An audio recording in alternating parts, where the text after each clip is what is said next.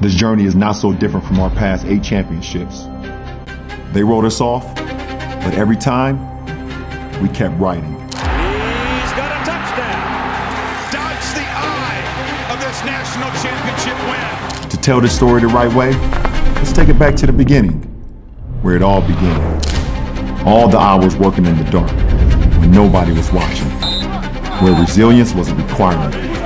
The standard elevated to new heights. What's gonna separate us? Our bond tested its limits, wondering, is it worth it? Is this what it takes to become a champion? The pen's in our hands, and we're writing our championship chapter. Scoop and score. Why not us? Why not Ohio?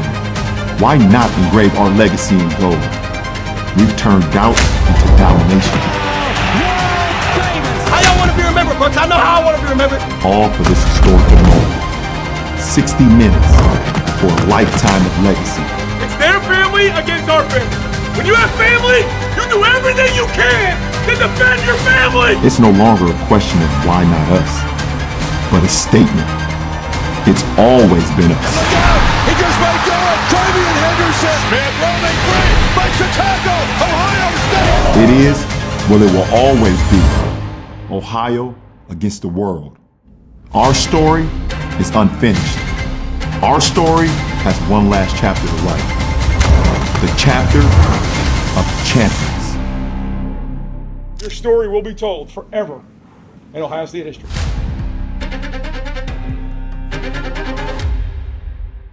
I'm a believer that this team's going to win the national championship. Something stupid is coming out of his mouth. I don't know. Maybe it's just my age. He needs his vote pulled immediately. And of course, yes, a season like this has to have a name. Let's talk about something good about Justin Freck. What are you doing? Season of dreams. Ohio State, my guys, are either the best or the second best program in the history of college football. This guy is a bonehead. They love him. I question your judgment as an adult. I really do. I was a total hater. I know that for a fact, and I just don't get it. Get us back our sleeves and say, bring me that. That's the one I want. And welcome into Juck on Bucks on a Monday, January 20th, 2025. Appreciate y'all so much for joining me. I got my shirt. I got my hat. I'm not going to wear this hat because it's a hideous hat. However, it's an awesome hat.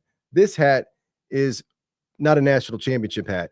It is from 1996, and it recaps the rivalry renewed between Notre Dame and Ohio State, and in those 2 games that Ohio State and Notre Dame played in 95 and 96. If you are my age or older than me, you remember the buzz about those 2 regular season games early on in the season. Back then, man, those felt like a national championship. That was before you played a national championship game. There was no BCS. Those games were enormous. Now, next year, the Buckeyes start a 2-year home and home with Texas. They open with Texas coming into the shoe. Arch Manning, who knows who's starting for the Buckeyes? Maybe Julian Sayin. Buckeyes with a significantly different team next year. But that game, going to be about like as big as you can be in the regular season anymore with the new era of college football outside of rivalry week. And that is not going to be anything like Notre Dame, Ohio State in 95 and 96. But thank goodness those games are home and home and not at a neutral site. That game's going to be mammoth. But 95, 96, Notre Dame, Ohio State felt like today. Felt like the national championship game that's going to be played tonight between Ohio State and Notre Dame. Please like today's video for me. Subscribe over at Juck on Bucks. We are just a couple of weeks away from the 1-year anniversary of the show, trying to hit a huge benchmark of 10,000 subscribers. That would mean a ton to me. Would feel like a serious accomplishment. And if you like the show, please do subscribe over there for me. If you're going to the game tonight, feel free to send any pictures that you want on the show at juckonbucks at Gmail. I'd love to put them on. Email me for anything at any time. I usually get back to that, as well as I usually respond to all my comments and on the Juck on Bucks channel. I don't usually respond on the Menace. If you're watching on Menace and you want to leave a comment, leave it over at the Juck on Bucks channel, and I usually respond to all of those.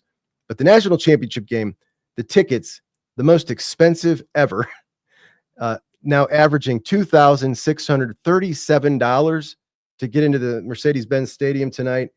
And that is a lot of money. And that price tag kept a lot of us home, kept me home after my trip to the Rose Bowl, which cost about the same, and the $1,500 that I dropped on Tennessee tickets.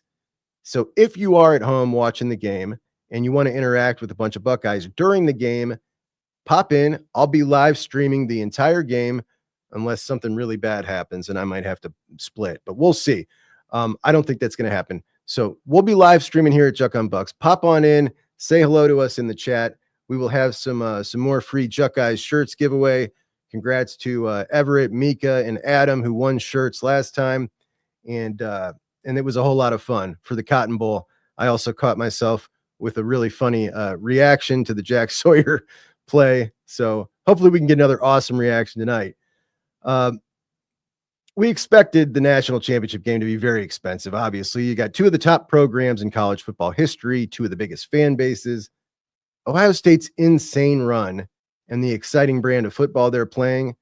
Even if you live around Atlanta or anywhere around the South and you're a college football fan, like I've been to two national championships games that the Buckeyes didn't play in. This would be one I'd be interested in going to if it was close by. And I was just thinking about this the other day. When Cleveland builds that dome, that sweet dome, I wonder if maybe we start to get in the rotation of maybe some sweet games at some point. That would be really sweet. I would love that. Eventually, hopefully, we're going to get away from the bowl system, and some of these neutral site games might be a little different. Maybe we'll see some more like cities like Detroit or Cleveland get some of these big games. That would be so cool. I would definitely go to a national championship game in Cleveland in that dome, regardless of who was playing in it. The most viewed national championship game was Ohio State, Oregon in 2014. That had a huge amount of viewers. That is the number one national championship game for TV viewers of all time. Where will this one fall in line? I don't think it's going to beat that one, but I think it's going to come in second. And I can't wait to see how that turns out. But a question has been floated this week, and a lot of people are debating it. Who does this game mean more to? Ohio State, Notre Dame. Notre Dame is saying that we are trying to get to the upper level of recruiting. Ohio State's already there. Ohio State just won a national championship in 2014. We don't have one this century. We're trying to get respect around the country that we are capable of winning a national championship again. Ohio State obviously has that respect. So that's what they're saying, and they're saying it means more to them. Ohio State, I feel like, needs it just as much, just in a different way. Ohio State is a team that is so consistently, year over year as a program, been right there, but has only cashed in for a national championship 2 times since 1970. Ryan Day talked about it with the team, that they have the chance to do something that so many great teams could not. And nobody knows that better than us. We look at all the great teams Ohio State's had. And we talked last week about Jim Tressel and Urban Meyer winning national championships early in their tenure. And when someone does that, we give them a lot of grace as a fan base. Don't get as angry at them when things don't go right, because we know that they are capable of winning a national championship. And they gave that to us. They gave us something that, gave us a joy, gave us a moment. They gave it to us. It can't be taken away. Ryan Day, for all the good he's done, he's not done that yet. So when things are bad, it gets way worse than it was. The tenor of everything gets way worse than it ever got around Jim or Urban when they did something or something happened that, really embarrassed the program or irritated everybody. Everybody comes down harder on Day. Obviously, the Michigan thing adds to that too.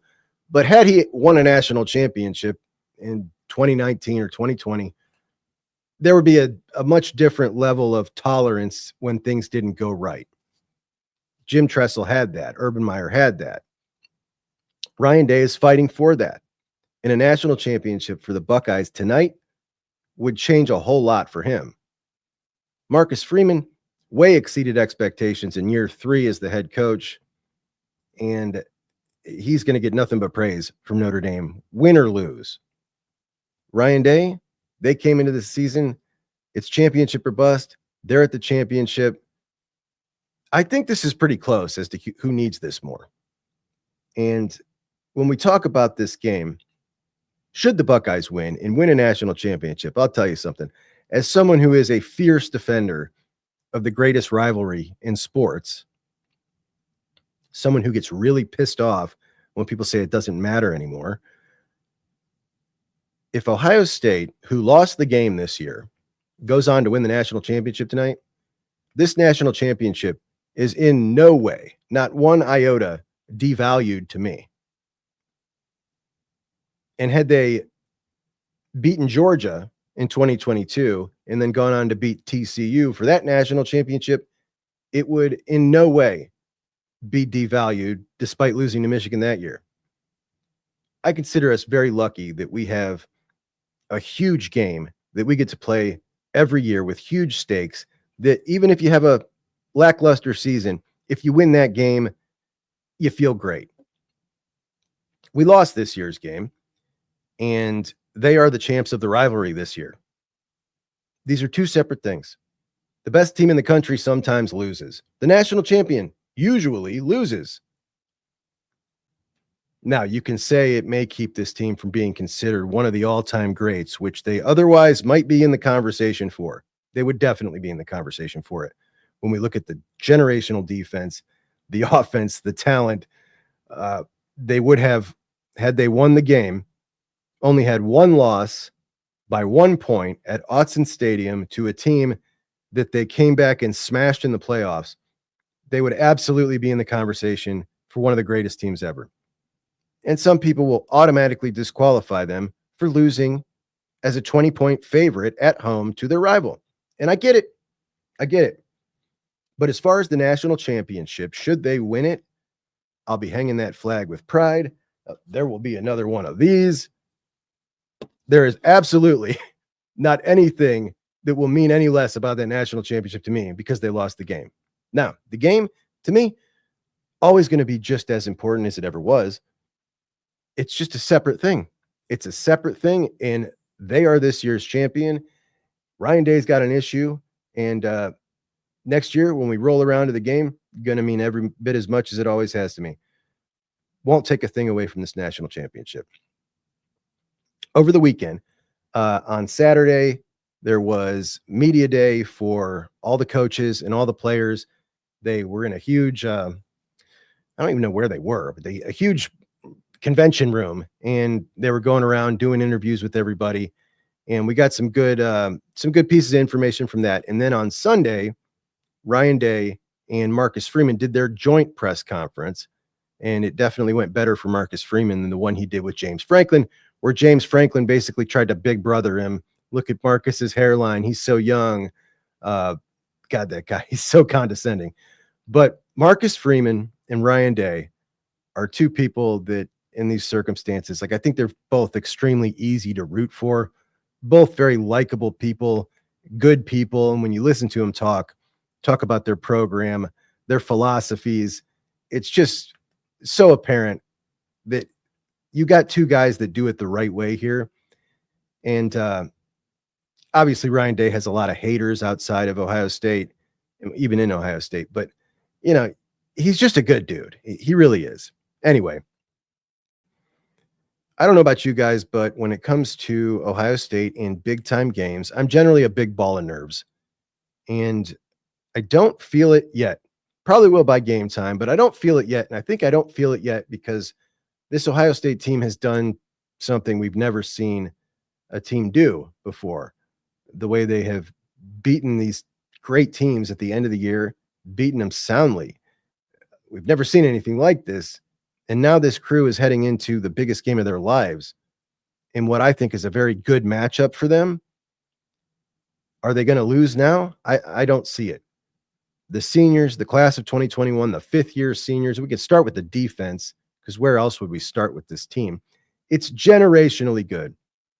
You got the fifth-year guys, Cody Simon, Ty Hamilton, Lathan Ransom, the four-year guys from the class of 2021, JT, Jack, Denzel, Jordan Hancock, Tyleek Williams, third-year Sonny Styles, third-year IGB, his second year in the program as a transfer, and the youngest guy on the team, and the only transfer on defense, the best player on the defensive side of the ball in the country, Caleb Downs. the only transfer in the class of 2024 playing on this defense. That's a dream unit. There is no coach in college football who wouldn't climb mountains to have that defense. Full of veteran leadership, NFL talent at every single position. And there was a time in the preseason when people were saying that Cody Simon, Ty Hamilton weren't really NFL guys. Oh, they sure are. And I could not be happier for Cody Simon. I'll pat myself on the back a little bit for sticking up so hard for Cody Simon when other people wanted CJ Hicks and Sonny Styles next to each other. Cody Simon is, I can't wait to see what he does at the next level. We talk about overachieving, but has he really? No, he's been underestimated as an athlete his whole career. He's a total stud. But how good is this Buckeye defense? Let's go over a couple of stats. Opponent points, 12.2 per game. That's number 1 in the country. Opponent yards, 251. That's number 1 in the country. Points per play, 0.19. That's number 1 in the country. Red zone scoring, 61%. Are you kidding me? That's number 1 in the country. They only score 61% of the time in the red zone. Opponent yards per rush attempt, just 2.7. That's number 2 in the country. Rushing yards per game, 90.3. That's number 3 in the country. Passing yards per game, 265. Number 1 in the country. Quarterback sack percentage, 11% of the time that quarterback is getting sacked. That is number 1 in the country. And we've seen this veteran defense operating at full strength, totally healthy, destroying everyone in their path, honestly, all year long. But you had the Oregon game. You didn't play so hot. You made some changes. And since then, it's just been amazing. But before the Oregon game, you gave up 6 points, 0 points, 14, 7, and 7, then 32 to Oregon against a great offense with a great offensive coordinator in Will Stein. And Will Stein won that matchup that day. And then things changed. And since then, you gave up 17 to Nebraska, 13 to Penn State, shut out Purdue, 7 to Northwestern, 15 to Indiana, 13 to Michigan, 17 to Tennessee, 21 to Oregon, and 14 to Texas. 5 wins against top 8 teams in the country included in there. What's the average against those 5 top 8 teams? 16 points. 5 of the top 8 teams in the country, and they could only muster averaging 16 points against this defense. Notre Dame's number per Vegas, 17 points tonight.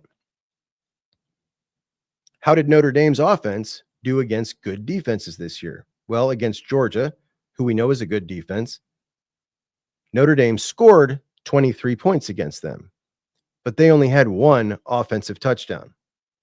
They had a 98-yard kickoff return, a bunch of field goals, and that 1 touchdown that they scored, it came off a Georgia fumble, giving the ball to Notre Dame at the 12-yard line. So can this Notre Dame offense, who barely scored a touchdown against Georgia, score more than 17 against Ohio State? They got a good offense statistically. They've scored more points per game than Ohio State this year. I just don't see them scoring more than 17 points against Ohio State's defense. Now, the Notre Dame defense ranks close to Ohio State in almost all those categories I just read off. Notre Dame has also beat 3 of those top 8 teams in Indiana, Georgia, and Penn State. Notre Dame's defensive coordinator, Al Golden, really good. He's up for the Broyles Award for the best assistant coach in the country. And Al Golden said that they're going to play their standard defense and trust that their secondary can handle it against Ohio State's wide receivers, and trust that Will Howard can't torch them. I don't think I disagree with this if I'm a Notre Dame fan. I think if you switch now and try to play a bunch of zone, it's going to result in a lot of mistakes and blown coverages. And if you blow coverages against this wide receiver core, you're talking explosive plays for touchdowns. I think he has his hands tied. I don't know what else he can do, but he's going to trust his guys. I respect it. when we look at this Notre Dame team, I think they're really good. I think Tennessee was really good. I think Indiana was pretty good. I think Penn State's really good. I think Oregon's really good. I'm not taking anything away from any of these teams. I think Notre Dame, just as good as most of them. I think that Texas and Oregon maybe a little better. It's not about them. And I know that Notre Dame fans are looking at Ohio State fans thinking they're so cocky and they think they're just going to run through Notre Dame. It's not about them. It's about this Ohio State team. And I think that this Ohio State team is finally who we thought they were. And they're just too much to handle, which is what I thought at the beginning of the year, which is why I picked them to win the national championship. And now they're playing the absolute best football that they could possibly play. Notre Dame, they're bragging on their culture this week. And I'm someone who doesn't hold back criticism of the Ohio State coaching staff when they're doing something that I don't think is right. You know that. I'm a homer for sure, but I'm a fair homer, and I call out things when I don't think they're right, or bad decisions are being made. I've certainly called out Ryan Day for things that I don't agree with. One thing I've always said about Ryan Day is the culture that he has created at Ohio State is the best culture in my lifetime as an Ohio State fan. It's something that makes me proud as an Ohio State fan. I don't think that's something I would have cared about when I was 18 years old, but it is something that makes me proud as a 45-year-old with 3 boys, 25, 22, and 17. You listen to the guys on the team when they give interviews, they sound like they're 28 years old with a young family at home. There are no bad attitudes. If there are, they funnel them out. You listen to Jeremiah Smith talking on Saturday about being a decoy against Texas, helping his teammates. They ask him about Carnell Tate. He just sings his praises, how he looks up to him. Said at the beginning of the year, Marvin Harrison didn't start as a freshman. Why should I? All the seniors coming back. Like, that doesn't happen without great culture. Ohio State has great culture. So yes, Notre Dame may have great culture. I believe they do, because I believe Marcus Freeman is just next level. And they also have a great defense. I've said all year that I think they have the second best offensive and defensive coordinator combination after Ohio State. I think they're good or better than most of these playoff teams. It's just not about them. And it's not a shot at them. But I think Ohio State wins by 2 touchdowns tonight. They're not dealing with a team that has had a bunch of success, a team that's riding high with big egos that has won a national championship. They're dealing with a team who's been humiliated, embarrassed, made fun of. They're dealing with a team that is as hungry as you can be, that also has all the talent and the excellent coaching, the great chemistry, the great culture. I don't know how you beat it. What can Notre Dame do offensively to beat it? Their leading receiver, Jaden Greathouse, less than 500 yards receiving in 15 games. I really like their tight end, Mitchell Evans, about 400 yards receiving. He's from Wadsworth, right by me. He might start on this Ohio State team. He's one of but a handful, but honestly, that's being really generous. Out of the 22 starters on Ohio State, I don't know, man, maybe 3. Riley Leonard, on the year, 2,600 yards, 19 touchdowns, 8 picks, 77.7 QBR, which is kind of a stupid metric, but it's 15th in the country. Against Georgia, he was 15 for 24. Without the Georgia fumble and the kick return, they don't win.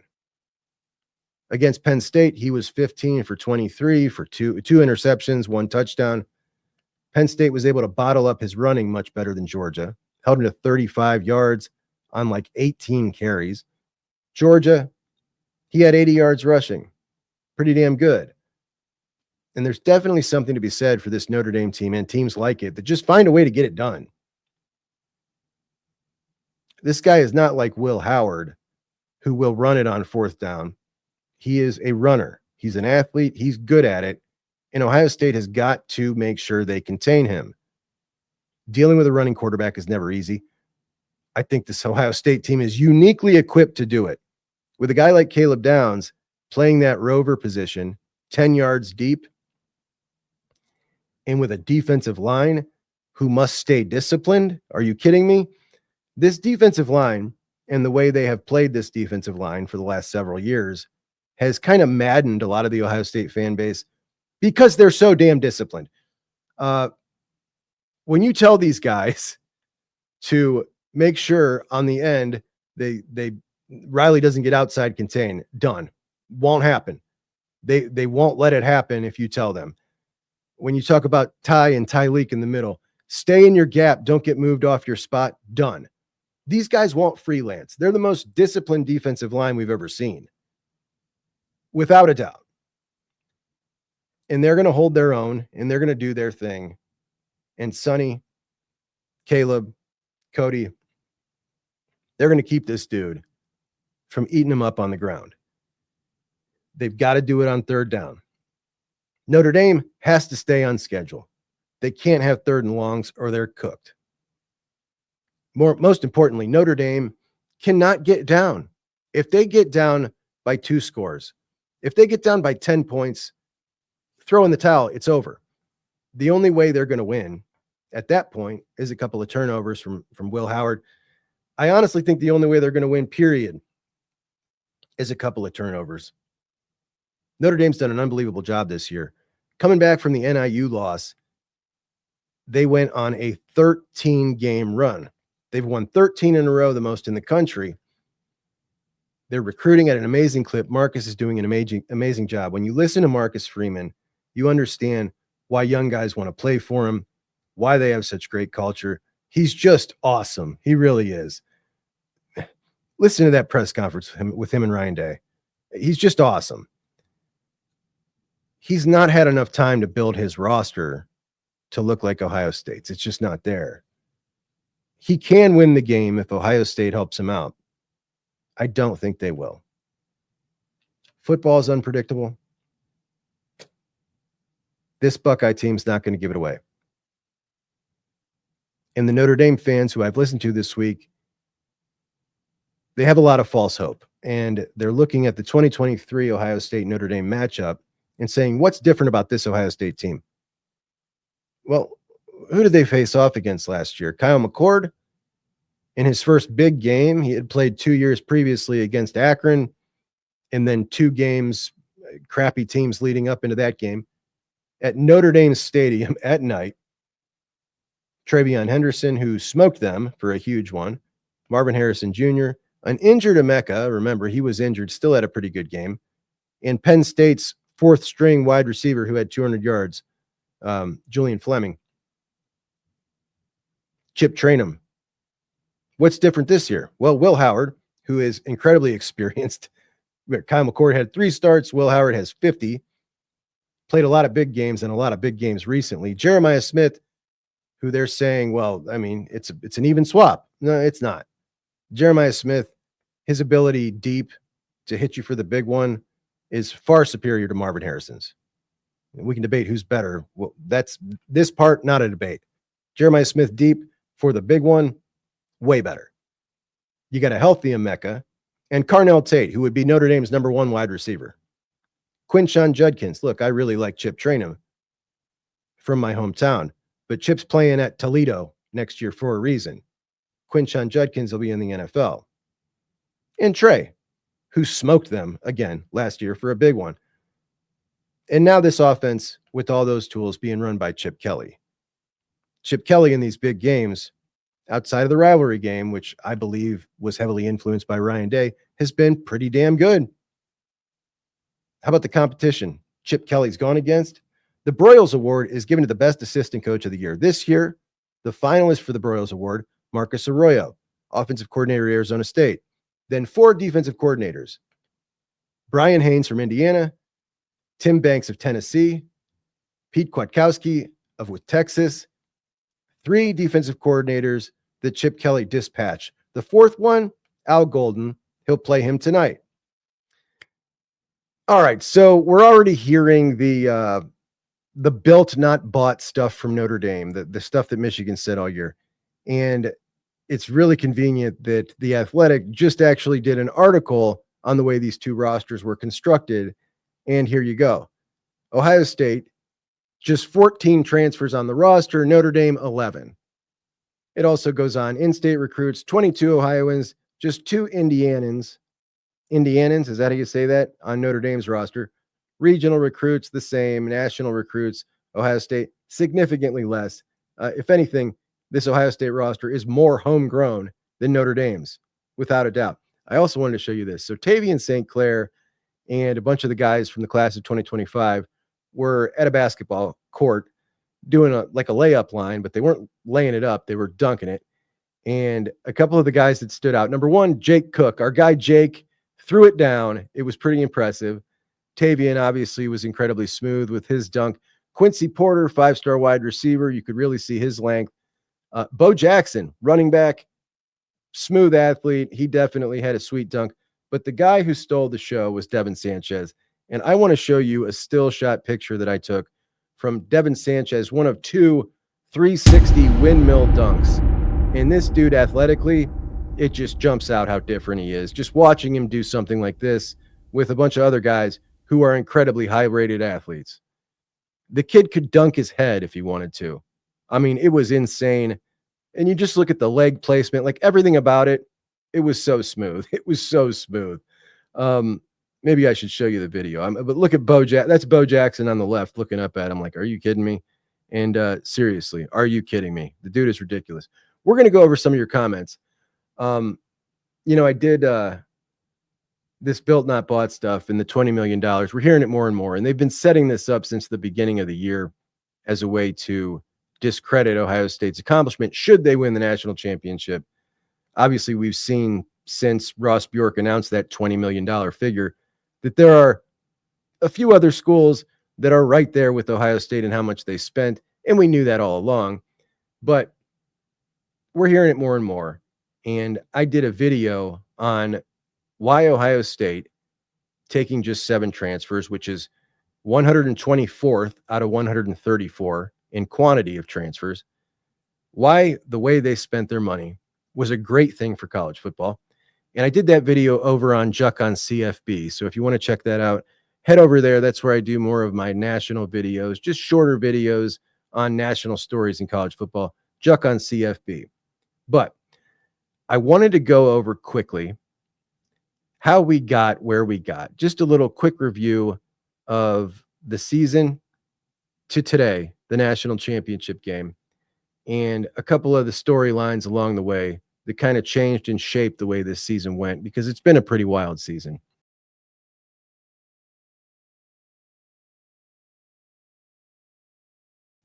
The national championship tonight, the Buckeyes started off with 2 games against MAC teams that they won 108-6. Then they had a bye week. Some people call it an open week. Ryan Day insisted on calling it an improvement week, and that was rough to listen to for 2 weeks. Then they came back and played Marshall, beat them 49-14, and it was now week 4 of the season, and the entire country was talking about how soft Ohio State's schedule was, and rightfully so. I hope we never see that again, being in week 4 where we've not played a P4 opponent, and I doubt we will. In week 5, the Bucks finally played a Big Ten team, Michigan State, up at their place. Quarterback Aiden Childs told us all to take the over. That game was broadcast on Peacock with Colt McCoy and Andrew Siciliano, which was the talk of college football for a couple of weeks, how bad it was. But right before halftime of that game, up 17-7, Will Howard took a nasty shot, got knocked down, and it was clear he was coming out of the game. Devin Brown came in the game off the bench and got his one moment this season that he deserved, having stuck with the team throughout this playoffs and, putting himself at a disadvantage. Devin threw a ball to JJ. JJ made a catch before halftime, and the JJ legend was born nationally with that catch. Everybody took notice. Michigan State. 38-7, the Bucks win. After that game, Ohio State entered the 4-game stretch that we knew was going to, preseason we talked about, was going to be the 4-game stretch that defined the season. You had Oregon, then Nebraska. You had Iowa, then Oregon, then Nebraska, then Penn State. You started off with Iowa at home. My mindset was Oregon's next week. I don't care if you win by a point. Iowa has a way of mucking things up. Just win the damn game. And we were a pretty unhappy bunch at halftime when Ohio State was only up 7-0. Then in the second half, they came out and played maybe their best half of the regular season against Iowa. With Oregon next week, everybody was feeling good. The defense looked amazing. Final score was 35-7, but really it was 35-0. You put in the backups, and big mouth Caleb Johnson, who said he would not have gone to Ohio State if they had offered him, scored a late touchdown, which really irritated me. But 35-7, the final score. And then you head out to Oregon. The biggest, most talked about game of the offseason all around the country. Oregon, the biggest game they have ever had at Autzen Stadium. And 32-31, you lose the game. Storylines coming out of that game. JJ's offensive pass interference. Will Howard's slide a little too early. But the biggest story was, well, Dan Lanning's stupid 12 men on the field. The biggest story for us was Ryan Day's irritation with the lack of pressure from the defensive line, the lack of creativity from the defensive line to get that pressure with a 4-man front and not being set and ready for tempo. And he could have said, we lost by 1 point on a neutral field, we'll get him, but he didn't. He went in and insisted that some changes were made defensively. And that was a real turning point in the season. The following week, the Buckeyes played Nebraska at home. In Nebraska, we thought might come in 7-0, but they had just got blasted the week before by Indiana 56-7. Odds are Ohio State was not going to score 56-7. So a win that could have looked like a really good win ends up looking like, all right, now we're thinking we're not going to beat them 56-7. So that sucks. It's not going to look like a great win. And they come in and give Ohio State all they can handle. The Buckeyes nearly lost the game. And they were dealing with Zen Michalski at left tackle because Josh Simmons had been lost at the Oregon game. And they also ran the ball 31 times. And they were only averaging 2.1 yards a carry. So 31 rushes, just 16 passes in the game. Zen Michalski was terrible. The whole offensive line was terrible. But the most concerning thing about the game, aside from the game plan, which was atrocious, they opened it up late, boom, boom, boom, right down the field to win the game. And of course, they were always going to win the game. But it was the lack of juice. We expected coming out of the Oregon game, these seniors, that they would be just fired up to turn this thing around. And it looked like they didn't even want to be there. And it was really concerning as we headed into Penn State the following week. Obviously, Zen Michalski wasn't going to work, but he got injured anyway. So the move was made to take Donovan Jackson from left guard and stick him out at left tackle heading into Penn State. But you needed a left guard now to fill in for him. And Ryan Day and Justin Fry chose to go with Carson Hinsman, who we had not seen start a game since Michigan the previous year. They went with experience. They started him, and he was fantastic. And the offensive line was fantastic. And they won that Penn State game, despite being down 10-0 with 5 minutes left and the Buckeyes up, a huge defensive stand at the goal line. And they grounded out 5 minutes, 11 plays to win that Penn State game. Then the Buckeyes got a breather with Purdue and another one with Northwestern at Wrigley Field, a really feel-good moment in the season. Carnell Tate goes back to his hometown, lost his mother over the summer, and he comes back and has a huge game at Northwestern. He hadn't been involved much the previous few weeks, so that was an awesome moment this year. Then they head back home to take on undefeated Indiana. Indiana, who had mowed through everyone except Michigan, who they beat. I thought they looked a little suspect against Michigan. Didn't think they had the athletes to compete, but they were competing. It was 7-7 late in the second quarter, and the Buckeyes won the middle 8. A poor snap leads to Ohio State with a short touchdown right before the half, then a 3-and-out on Indiana coming in out to start the second half. And on that ensuing punt, Caleb Downs returned it for a touchdown to take the lead, and Ohio State would go on to win 38-15, complete with a late game touchdown by Will Howard when Ohio State could have taken a knee to rub it in a little bit to big mouth Kurt Signetti, which I love. And that takes you into the game. Ohio State is 10-1, their only loss out at Autzen Stadium. The Big Ten championship is next with a rematch against Oregon. If you win the game, you're a 20-point favorite. You've lost it 3 years in a row. And it was a foregone conclusion that Ohio State was going to win. We were just talking about how much are they going to win by. Obviously, we know what happened in the game. And from then, no Big Ten championship. You make the playoffs, but the time period from the game to those playoffs was one of the worst periods that I've ever had as an Ohio State fan. After that, which was maybe the worst loss in the rivalry, and then you're trying to get up for a playoff game, incredibly tough for me as a football fan. I can't even imagine how incredibly tough it was for the football players and the football coaching staff. But they did it. They did it. And on a really cold night in the first ever playoff game at Ohio Stadium, Tennessee came into town with a bunch of their fans, and they showed out, and they thought they were going to stick it to the Buckeyes, who came out and buried them in the first quarter. Essentially, the first quarter ended the game. They scored 21 points. It was 21-0. That's all they needed. They could have sat down after that. It was over. They were cooked. But it was the way they played.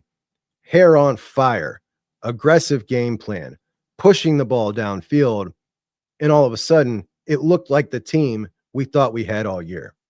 The defense was fantastic. Then you head out to Oregon in the Rose Bowl to get a rematch against that Oregon team, 34-0 before we could blink. And you didn't just beat them, you put them back in their place and said, you're not ready yet.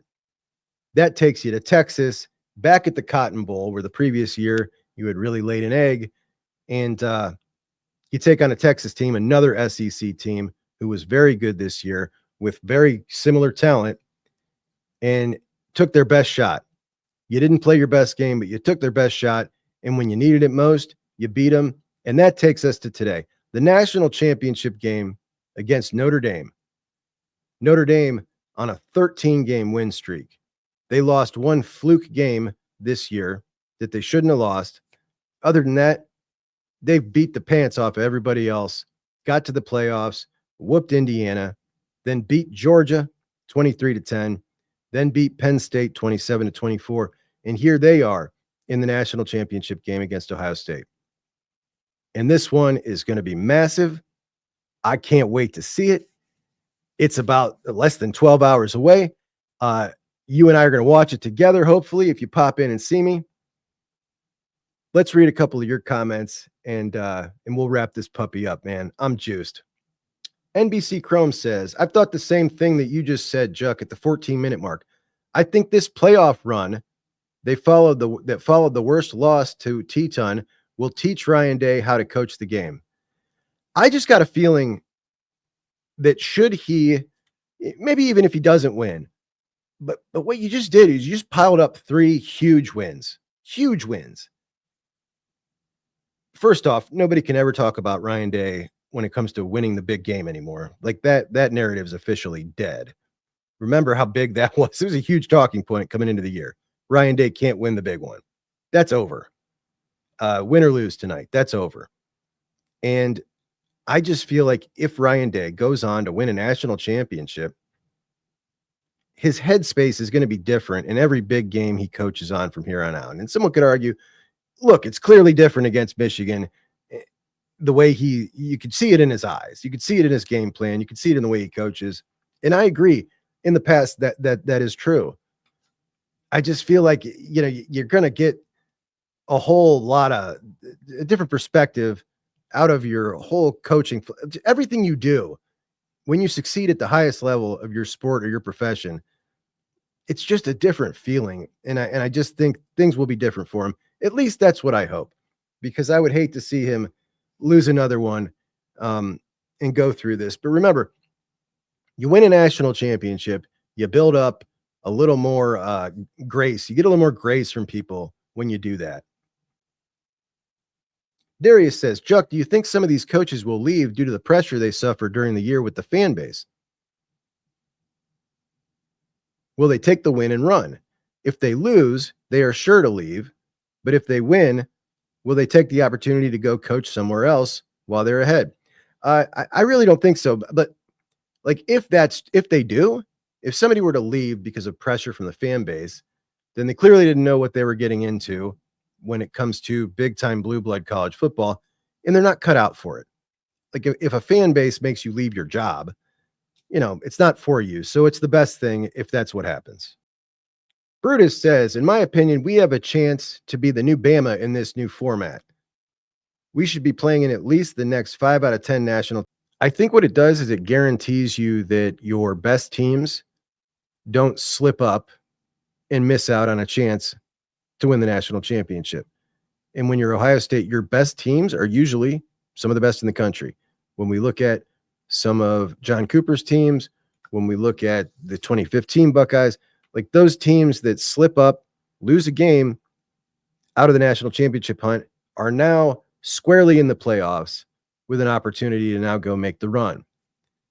But I don't think we should take the run for granted here and think that it's just something that's easily repeatable. Going on this run, getting hot, being healthy, that's a huge thing too. Like there's a whole lot that goes into making a run like this. And, a lot of times I think you're going to see things go wrong for teams that we might think could win the national championship in these playoffs. So, I don't know that there's pluses and minuses. I think ultimately it is a positive for Ohio State because we've had so many teams that have missed out on the playoffs with that one little slip up or two. You can afford two now. So ultimately a good thing. I don't know if it's going to be that kind of run, but hey, man, we'll see. We're in the dance every year if we play our game. And the other day I did an episode on the legacy of this class of 2021 should they lose, which irritated a lot of you because you didn't watch it. You just read the headline. And I get it. Sometimes the headlines are a little inflammatory. I don't know what else to say. That was the question in the premise of the show. Now, you probably would have liked my opinion on it, which was these guys have given us a ton of memories in gold pants, the three stated goals that they come into the season with every year aren't the only things that give me joy from an Ohio State team. So when we talk about this group of guys, I think highly of them. What they've just given us here in this playoff run is something none of us will ever forget. It's been one of the most exciting periods of my life in Ohio State football.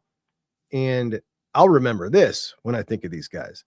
When we get a little deeper into it and talk about the lack of success in the game and things like that. But ultimately, they gave us this. They might give us a national championship tonight. And if they don't, they all came back for their senior year, which was one of the cooler things we've ever experienced as those announcements kept rolling in.